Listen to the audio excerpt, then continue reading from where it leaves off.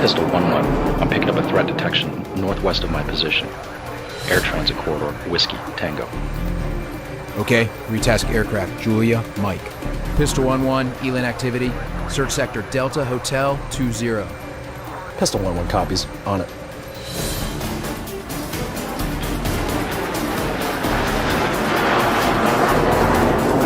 Enemy radar is hot again. Triangulating ELIN sensors.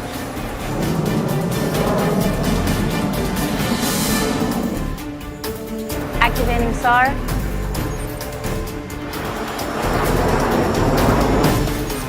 Target identified. Roger. Pistol 1-1, you are clear to engage.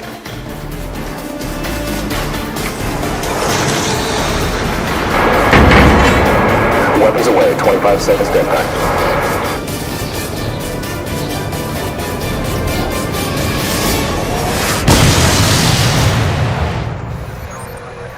Target destroyed. Mission success. Word synonymous with General Atomics unmanned aircraft systems. The legacy, know-how, and combat experience gained in almost 2 million flight hours and thousands of UAS sorties is now being integrated into a next-generation UAS platform. The Predator C Avenger, powered by a Pratt & Whitney PW545B turbofan engine. The Avenger combines jet speed with range and endurance, lower observability, internal weapons bay for integrating multiple weapons, sensors, additional fuel, or the HELAD solid-state laser weapon. The Predator C provides an airborne network for automated repositioning, precise geolocation of threats, fused sensor video, attrition tolerance, and autonomous target prioritization.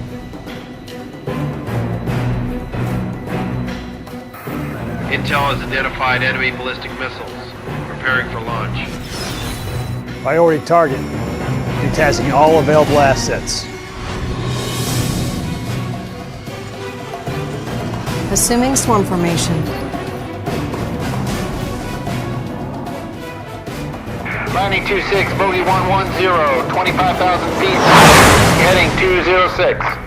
Striker 40, target area is clear. Landing 26, engaging bogeys north 60 miles.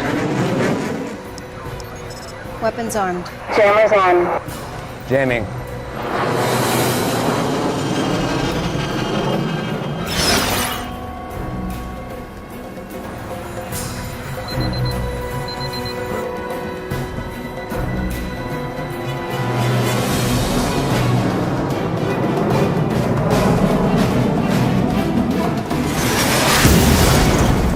Targets destroyed.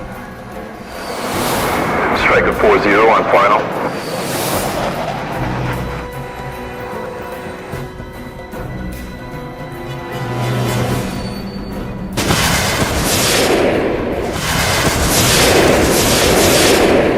SAM launch, bullseye, 330, 15 miles. Flying HELADs. HELADs on. Engage.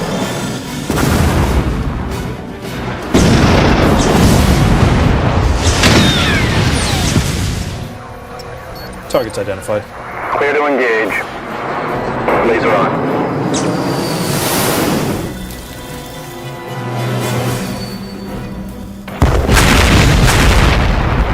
Target captured.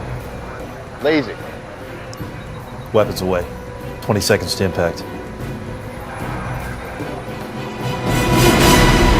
Target destroyed. Targets destroyed. Plug and play, in today's nets, with today's systems.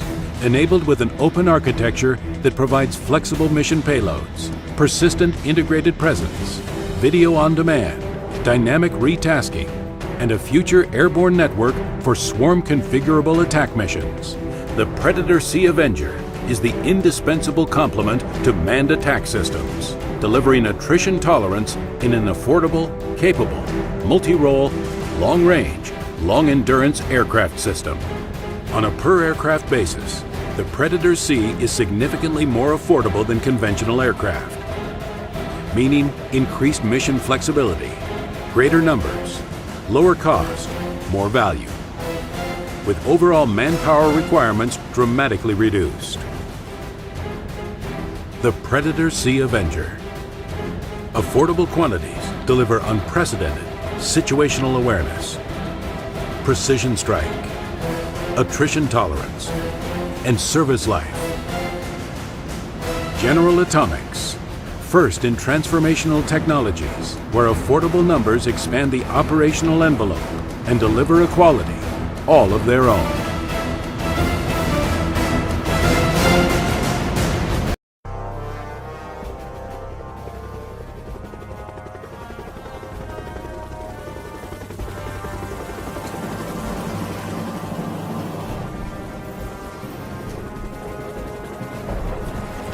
The battlefields of the future will be more dangerous than ever.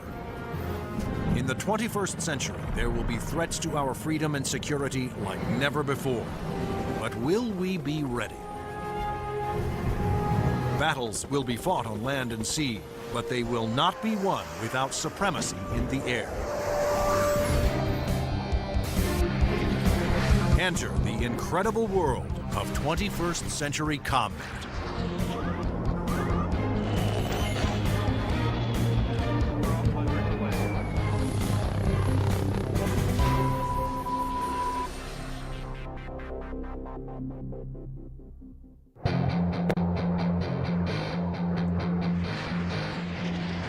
Air power is the dominant strategic force.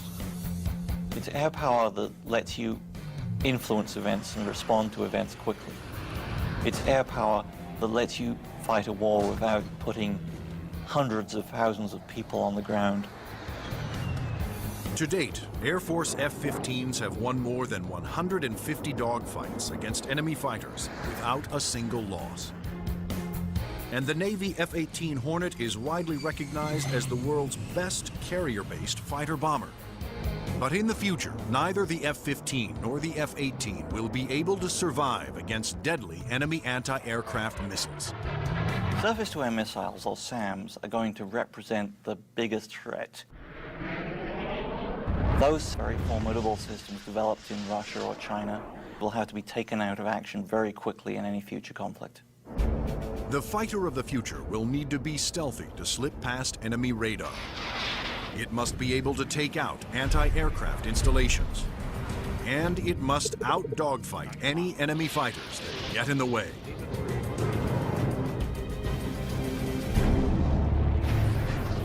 That future fighter is already here. The F-22 Raptor, the air dominance fighter of the 21st century.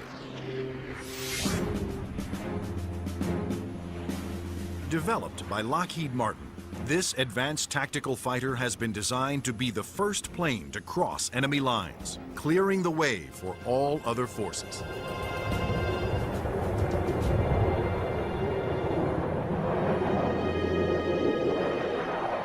The F-22 is both an air-to-air fighter and an air-to-surface fighter, so it can drop precision weapons. That means it'll be able to go in early in a conflict, knock out all the air defenses that an enemy has, and also take out certain ground targets. And open the door for all the U.S. forces, whether they're ground vehicles or other aircraft, to come in and continue the fight.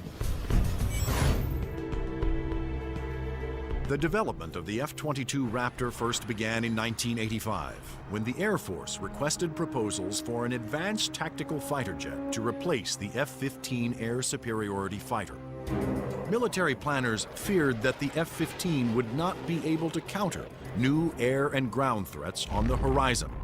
The result was the creation of the F-22. The capability of the aircraft is a quantum leap above what exists right now, and it's going to take air power and revolutionize it into a whole new world. In the battles of the future, stealth will be critical for all new fighters to avoid being seen by enemy radar. Non-stealthy aircraft just will not survive in the air battles of tomorrow. Stealth technology was created to counter advances in radar. Radar works by sending out radio waves and measuring the amount reflected back to determine the distance, speed, and course of an object. But stealth aircraft are designed with surfaces that deflect radio waves away, making them nearly invisible to radar. The world's first stealth production aircraft was the F-117 Nighthawk. The reason that airplane is faceted is a limitation of the computer technology at the time. It's easier to model a finite number of flat surfaces than it is a bunch of curved surfaces. And while the aircraft was a breakthrough at the time, the facets limited the plane aerodynamically. But now, thanks to more powerful computers, engineers can design aircraft that do not have to sacrifice aerodynamics for stealth. The FNA-22's aerodynamic slickness allows it to have the lowest drag of almost any aircraft ever produced. The F-22's aerodynamic superiority, combined with its stealth and firepower, make it a far better adversary than any aircraft before it. The F-15, which the F-22 will replace, has been a very successful fighter, but it is not stealthy. The F-117, while stealthy, carries no air-to-air weapons and is not designed for air combat. It relies on stealth and mission planning to protect itself. But the F-22, on the other hand, is not only stealthy, but comes with a full complement of air-to-air and air-to-ground weapons. The primary armament is in weapons bays underneath the airplane, where we carry 6 medium-range radar-guided missiles. By carrying the weapons internally, it preserves the stealthy shape of the plane. For closer infighting, the F-22 has short-range missiles and guns.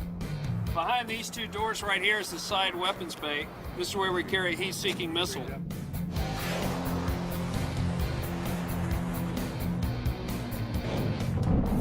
For close-in armament, the Raptor is equipped with the M61A2 cannon. The muzzle is hidden right behind this door right here. It's hidden because of the stealth characteristics of the airplane.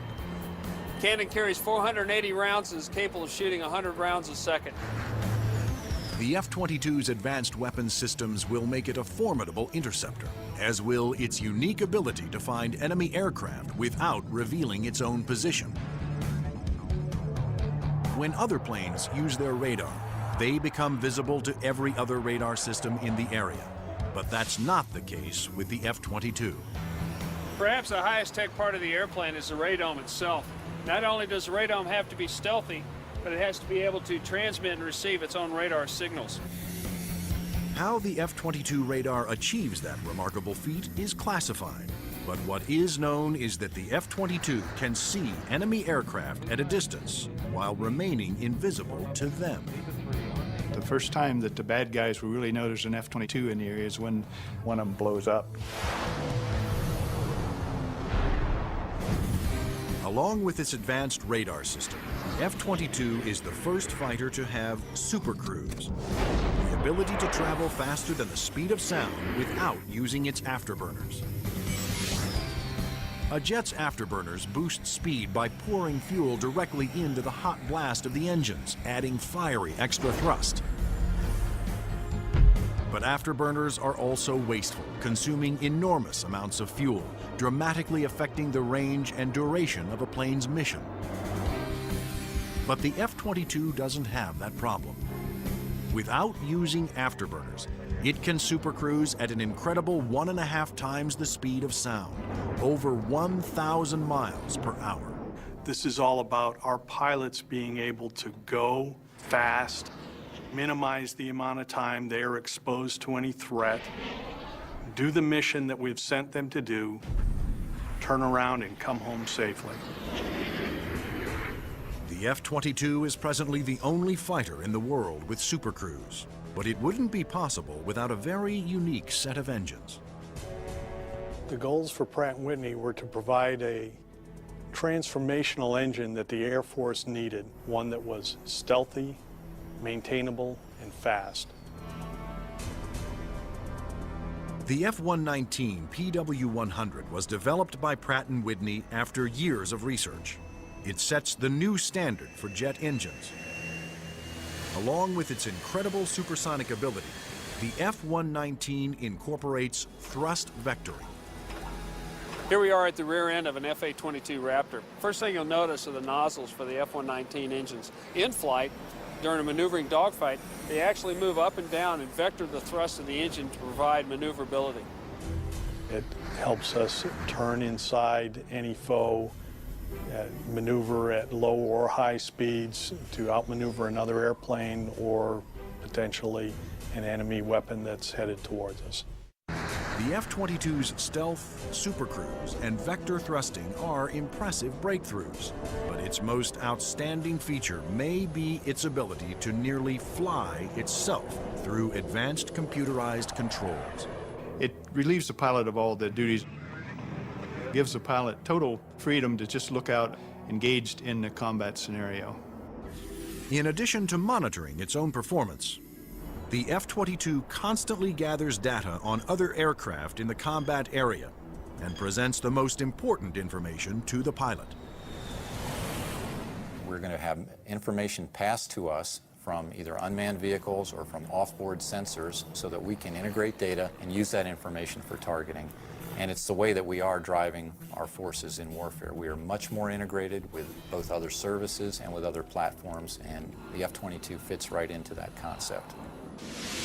The F-22 Raptor's total package of avionics, stealth, supercruise, and thrust vectoring make it the most technologically advanced fighter today.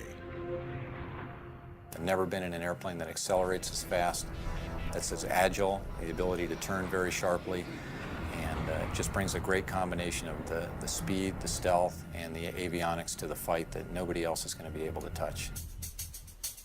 But there will be future competitors, like the Russian Sukhoi 37, which features thrust vectoring and a radical forward swept-wing design. And the fifth-generation MiG, the 1.22, which some have nicknamed the F-22ski.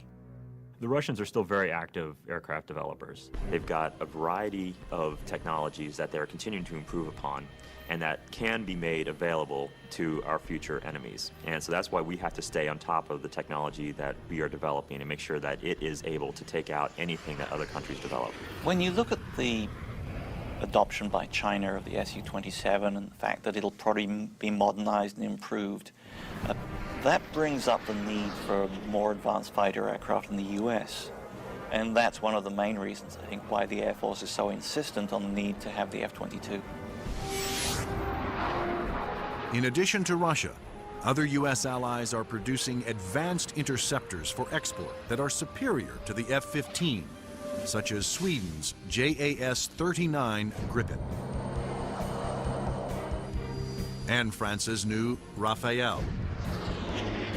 Germany, Italy, and the UK have joined forces to create a Eurofighter, the Typhoon.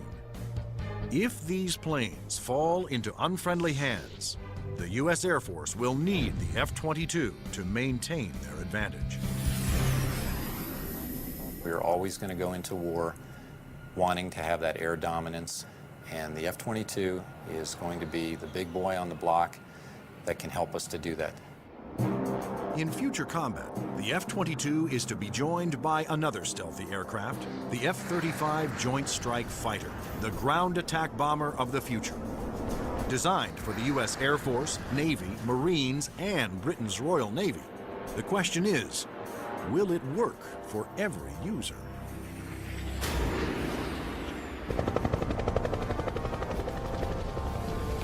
The rules of war have changed. Brute force has given way to high tech, and conventional weapons of the past will no longer be effective. In future battles, the F-22 will be the first fighter to cross enemy lines, surgically removing air and ground targets. Next in the F-35 Joint Strike Fighter, the attack bomber of the future.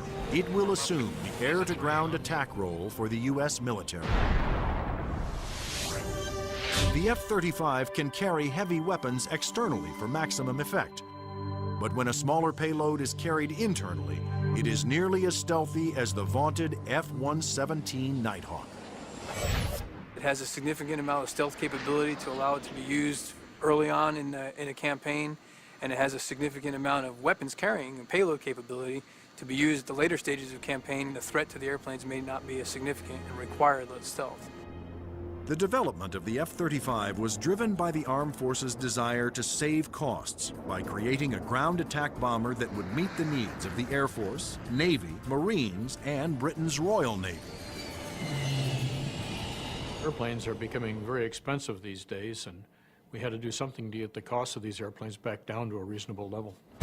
The F-35 is expected to cost about $40 million, one-third the cost of an F-22 Raptor. But could one basic airframe be designed to satisfy so many different military demands?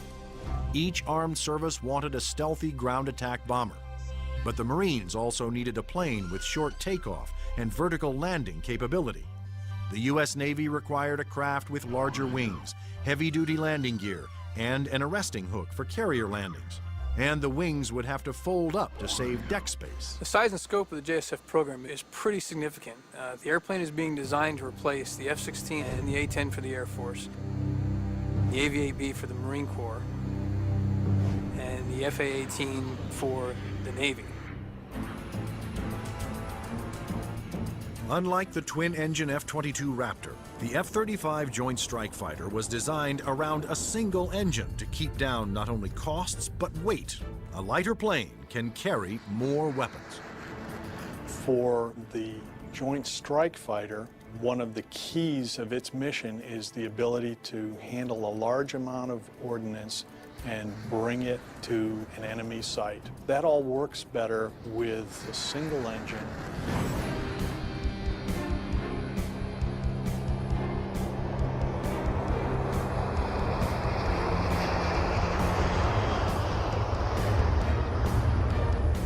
The Air Force version of the Joint Strike Fighter, the F-35A, made its first flight attempt on October 24, 2000.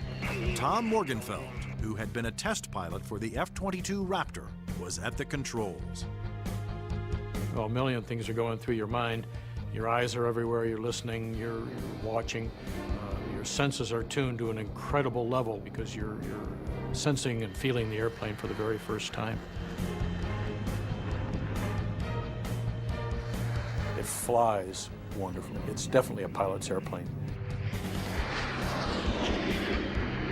The Air Force testing went smoothly. Next, a Navy version was built with heavy-duty landing gear and wider wings for the slow speeds needed to land on carriers. Navy test pilots flew touch and goes, demonstrating the F-35's ability to land within the space of a carrier's flight deck. But the most difficult challenge still lay ahead for the F-35 program. The Marine Corps needed a version that could perform short takeoffs and vertical landings, STOVL for short. The STOVL capability is extremely important to the Marine Corps because the airplane can go just about anywhere that the rest of the forces can go. It's not limited to needing a large runway. It doesn't need a really big ship to operate off of. Engineers at Lockheed Martin, the designers of the F-35 Joint Strike Fighter, took a hard look at the AV-8B Harrier, the STOVL fighter that the new aircraft would have to improve upon. The Harrier is a great airplane if you look at the fact that it's basically 1960s technology. It's achieving all those wondrous STOVL flight sort of maneuvers without the aid of a lot of computers. The Harrier's ability to take off, hover, and land vertically is achieved by vectored thrust. The powerful force of its jet engine is directed downwards through 4 nozzles that can pivot 90 degrees. I was brought in because I am a Harrier pilot with almost 1,600 hours in that airplane. So all of the lessons learned I have from the Harrier airframe and operational experience I have, I was able to bring to the program and use those to help evaluate the X-35 STOVL version. For hovering, engineers gambled on a radical new system. They planned to supplement the vectored thrust method by harnessing the jet engine to a drive shaft that would power a fan to blast air downward. In 1991, we unveiled this shaft-driven lift fan system to the technical world. Some actually said, "You gotta be kidding me. Are you guys serious?" The lift fan required doors to open behind the pilot on the top and bottom of the plane to draw in more air. The fan would blast air down mid-ship, while the jet nozzle in back swiveled, blowing its powerful exhaust down to create a balanced lift force. The shaft-driven lift fan system allows you to harness a lot more energy out of what the engine is producing. But harnessing a jet engine to a drive shaft proved to be extremely difficult. The mechanical energy we were dealing with in the shaft-driven lift fan system was very large. We had 28,000 horsepower being transmitted from the drive shaft from the main engine to the lift fan. And that's similar to the power going through a U.S. naval destroyer. The lift fan's ability to blend large amounts of cool air with the hot jet exhaust provided another important benefit. One of the things we learned in JSF was to combine the jet exhaust to get a lower combined temperature than the Harrier. This allowed us to avoid some of the problems with concrete where the concrete would actually burst and explode under the high temperature and high jet exhaust from the Harrier. At the Lockheed Martin test facility in Palmdale, California, the revolutionary lift fan system was put to the ultimate test, in the air. If the lift fan failed during hover, the plane would crash.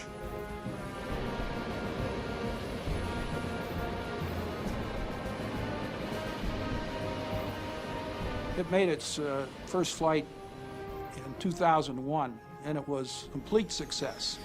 And at that time, I didn't hear any more from the people who had been saying for years, this thing will never work. It worked. Now, all three versions of the F-35 for the Air Force, Navy, and Marines are being developed and further tested for mass production. The United States, Britain, and their allies are expected to order more than 4,000 Joint Strike Fighters, which will replace most American-built fighter bombers in use today. The handling qualities and performance are stunning. It really is a pilot's airplane. It sort of makes you feel like a little boy. You want to take it home and tuck it under the pillow with you at night. It's just a pilot's airplane. In future air conflicts, the F-22s will be used to establish air dominance. Then waves of stealthy F-35 Joint Strike Fighters will use their superior weapons-carrying abilities to attack other major ground targets. The Joint Strike Fighter is going to be the backbone airplane for hauling freight. It is going to be the muscle part of sustained forces.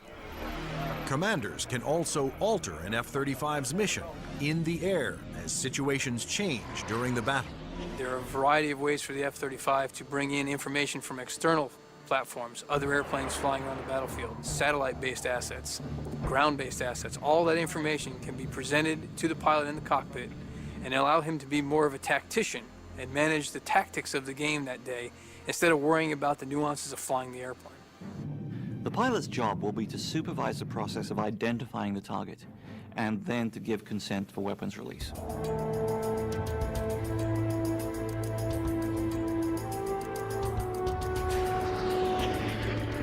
The Joint Strike Fighter will be able to carry a wide range of weapons, to include the heavier weapons such as the 2,000-pound bunker busters and 2,000-pound blast weapons. The Joint Strike Fighter's 1-ton bunker busters and blast bombs will be guided to their targets with pinpoint precision by JDAM tail kits. The Joint Direct Attack Munition, or JDAM, is a kit that can be put on any bomb to give it the brains to know where to go, and the movable tail fins to guide it there. JDAM is a guidance kit that came after Desert Storm. This little round piece on the side there is an inertial navigation clock. Now this clock, instead of measuring seconds, measures feet. If you take the unit and you tell it where it is right now electronically, and then you move it back a foot, or you move it up a foot, it measures every centimeter and every distance. The bomb knows the coordinates of where the airplane is, and it also knows the coordinates of where the target is. And when the weapon is released from the airplane, it simply flies from one set of coordinates to the other and does its thing when it gets there. Because a JDAM is directed by GPS, or Global Positioning Satellites, it can hit targets regardless of visibility. The way we use it is by employing it against targets that we cannot normally see visually, whether it is due to weather, smoke, haze, or just some sort of other thing that's obscuring the target.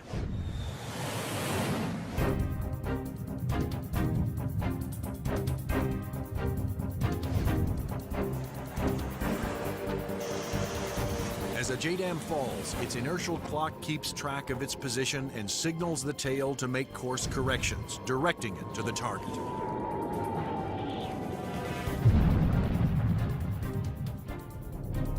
The accuracy of new weapons like JDAMs will reduce collateral damage. It also makes the F-35 an even more formidable weapon system. The new weapons, such as a JDAM, really reduce the need for the number of sorties, and that reduces our risk because we're not exposed to enemy threats as often.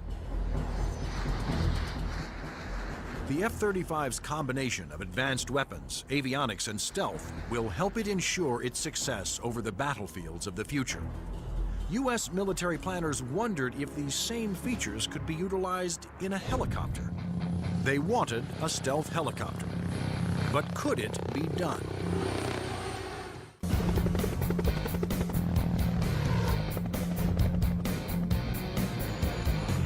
Over the last 50 years, helicopters have evolved from slow-moving multi-purpose support vehicles to fast-moving frontline attack ships. But in the high-tech wars of the future, speed alone is not enough.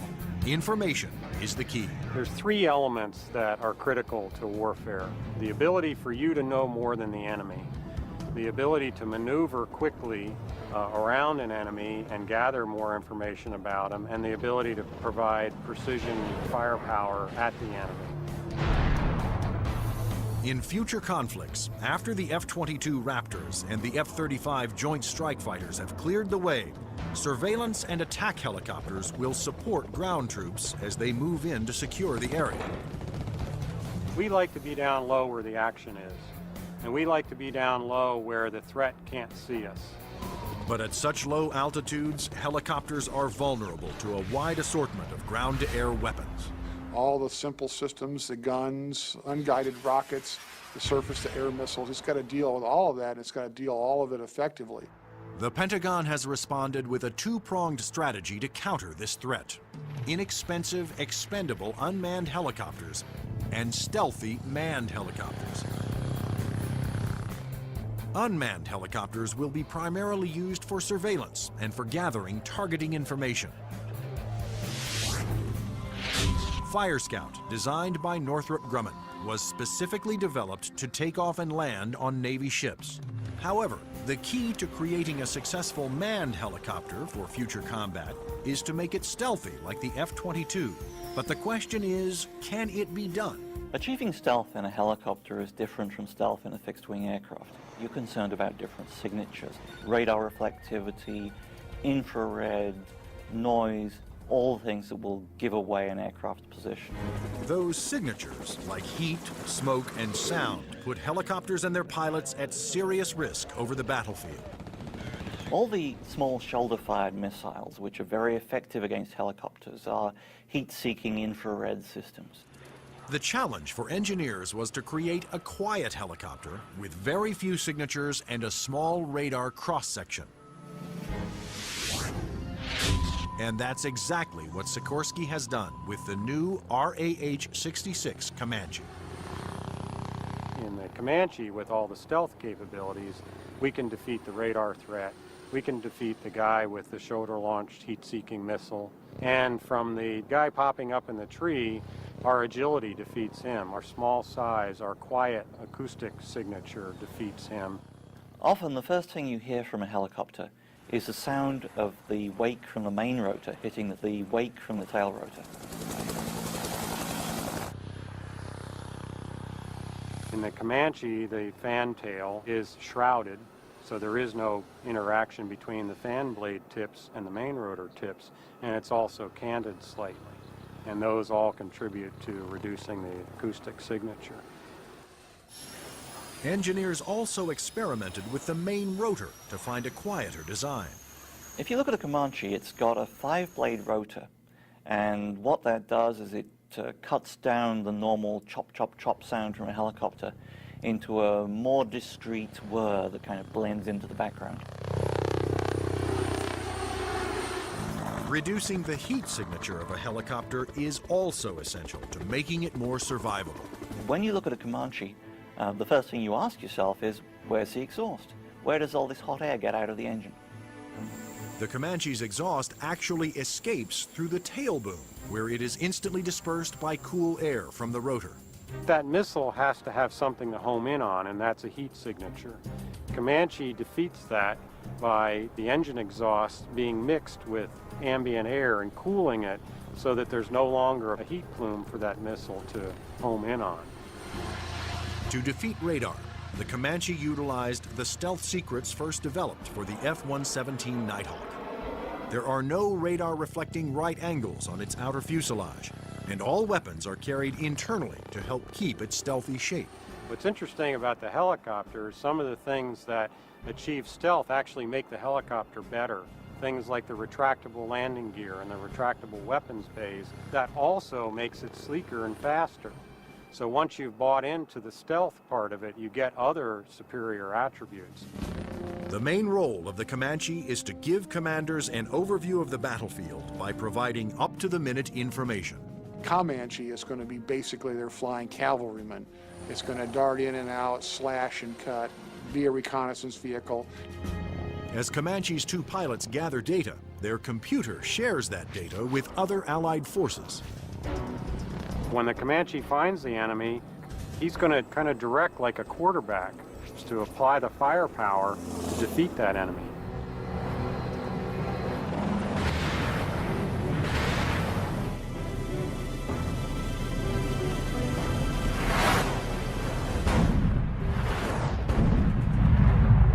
Engineering advances have also made the Comanche one of the easiest and most forgiving helicopters to fly. One thing that Comanche brings that other previous generation helicopters can't bring to the table is the pilot can maneuver the Comanche in virtually any axis without fear of exceeding any limits. Although it will be used primarily for reconnaissance, the Comanche will also be armed for self-defense. The Comanche is capable of carrying a wide array of weapons, all the way from guided missiles using a laser guidance system, heat-seeking missiles, which would be more of an air-to-air weapon, or unguided rockets, and also the latest Hellfire is pretty much a fire and forget. In addition, Comanche's pilots can ask Allied aircraft to fire missiles their way, and can then take over and guide those missiles to their targets.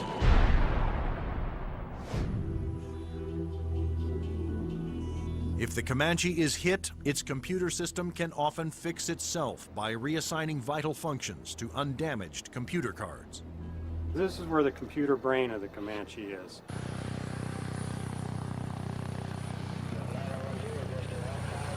In support of its reconnaissance mission, Comanche can control as many as 5 unmanned aircraft.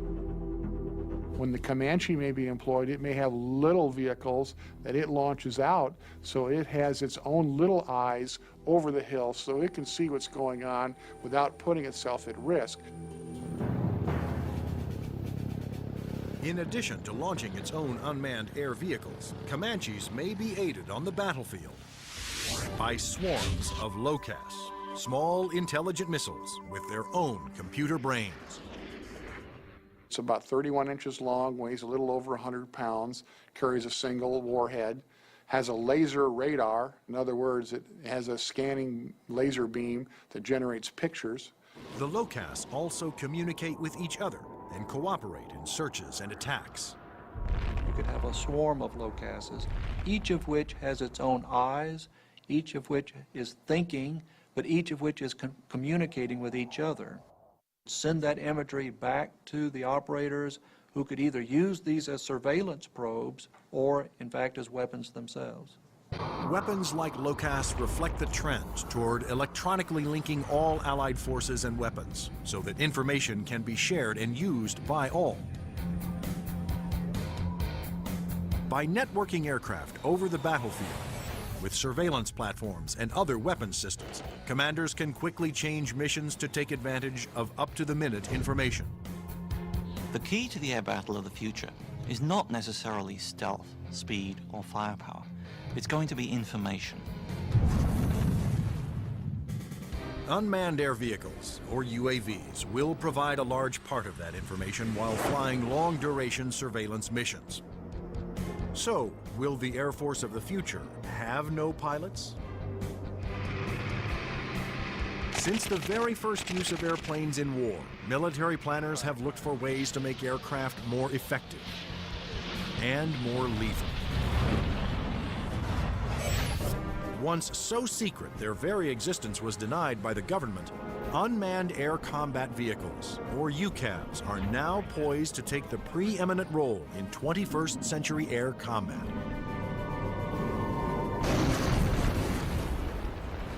UAVs are certainly going to change air power in the 21st century. You can see it starting to happen today, but what we're looking at now is just the beginning, because there's going to be more of them, and they're going to be better. Unmanned aerial vehicles allow the military to do more with less, to put more aircraft into the air than you otherwise would be able to because of the limited number of pilots that you might have, or where it might be too risky.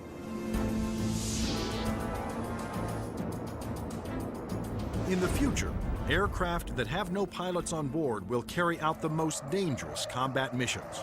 Today, unmanned air vehicles, or UAVs, are already taking over the role of long-duration surveillance. UAVs don't have mothers. You lose a UAV in combat and nobody bats an eyelid.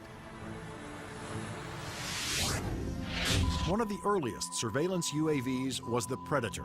It was developed in the early 1990s. When you look at Predator, basically they start off as being long-endurance systems that can really persist over the battlefield. In Afghanistan, Predators provided critical real-time intelligence. And it was there that a Predator made an amazing transformation from surveillance to armed aerial attack. Fired a Hellfire missile, an Al-Qaeda convoy, and destroyed one of the vehicles in there. And at that point, it crossed the line from an unmanned aerial vehicle into an unmanned combat aerial vehicle. Today, the new Predator B can carry up to 10 Hellfire missiles. Of course, its primary mission is still what the military refers to as ISR, or Information, Surveillance, and Reconnaissance. It's basically a poor man's satellite. I mean, you can bring it in and let it dwell in an area. UAVs transmit important visual information to battlefield commanders via satellite or other data links. Once targets had been located, identified, and cataloged, these could be disseminated to other weapons or weapon systems. Reconnaissance UAVs have multiple ways of conducting surveillance.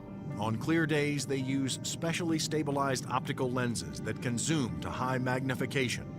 At night, they use infrared, and under adverse conditions, they use synthetic aperture radar to pierce the thickest clouds, sandstorms, or oil field smoke. When the radar is reflected back, it can also be used to create a 3D image of objects. If the enemy chooses to use countermeasures or decoys or deception techniques, having to beat 3 systems is a lot harder than 1. The success of the Predator paved the way for the development of an even more advanced high-altitude jet-powered UAV by Northrop Grumman. It's called the Global Hawk, but unlike the Predator, it was designed to take off, fly its pre-programmed mission, and land all on its own, thanks to the GPS, or Global Positioning Satellite System. The Global Hawk is basically a much larger version of the Predator. It has higher altitude capabilities, increased payload. It can carry a lot more sensors, a lot more communication devices, and it can loiter over a battlefield for up to 35 hours. The Global Hawk can stay aloft for a day or more, providing constant near real-time video surveillance over an area the size of Illinois. Predator and Global Hawk give us an up-close view, which is something you can't get from a national asset, which would be a satellite type of thing. Though still in development, the Global Hawk had a dramatic impact during Operation Iraqi Freedom. A single prototype provided information to Allied forces on 55% of all time-sensitive targets, including mobile Scud missile launchers.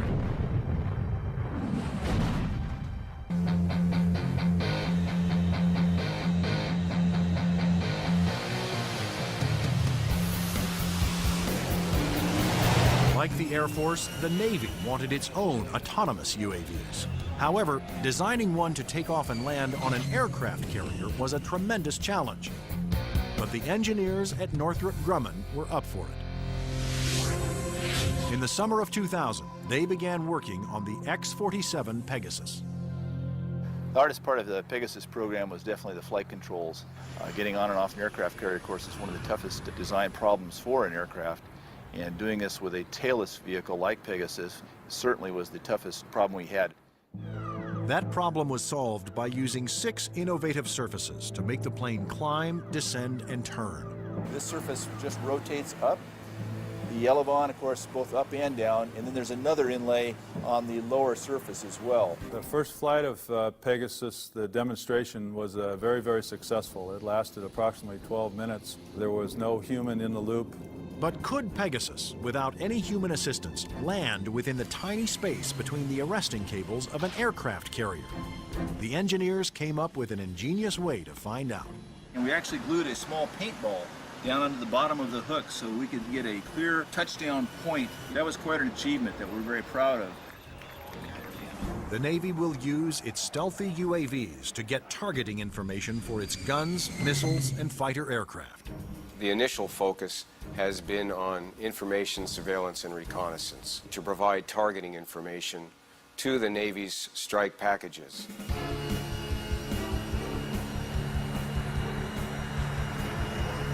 But many future UAVs, such as Boeing's X-45 unmanned bomber, will be heavily armed.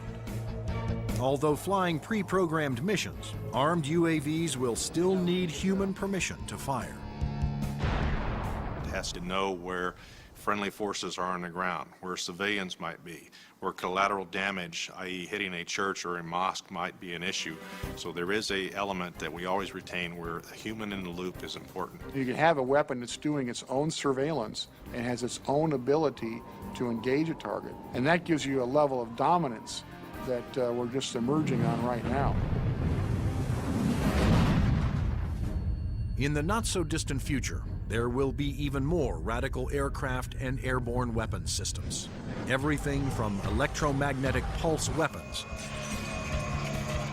to powerful airborne lasers to hypersonic aircraft that can fly to anywhere in the world in 2 hours or less. But how soon will these high-tech secrets become a reality?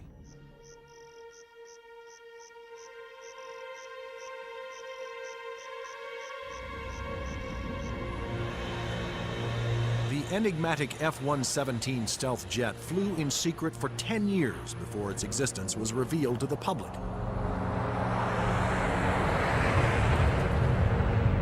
Some of the unclassified projects that are acknowledged by the Pentagon seem more like science fiction than reality.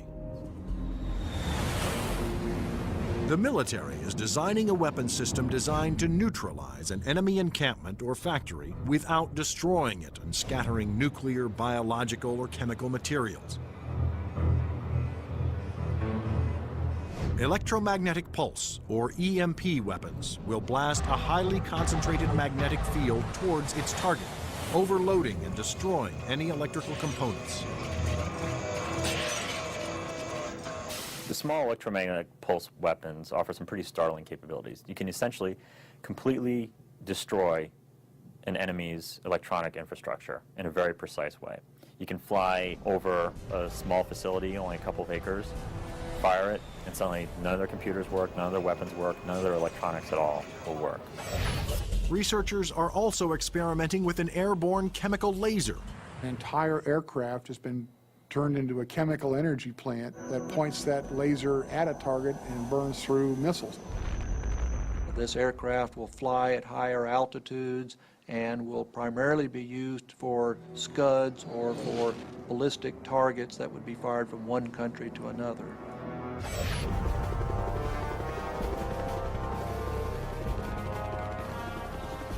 American generals don't want a fair fight. They want their equipment to be the absolute best in the world so that whatever they come up against, they can defeat it quickly and efficiently. The battlefield of the future will continue to be a dangerous place. But military planners believe that the key to maintaining the security of the United States is to develop the weapon systems of tomorrow, today.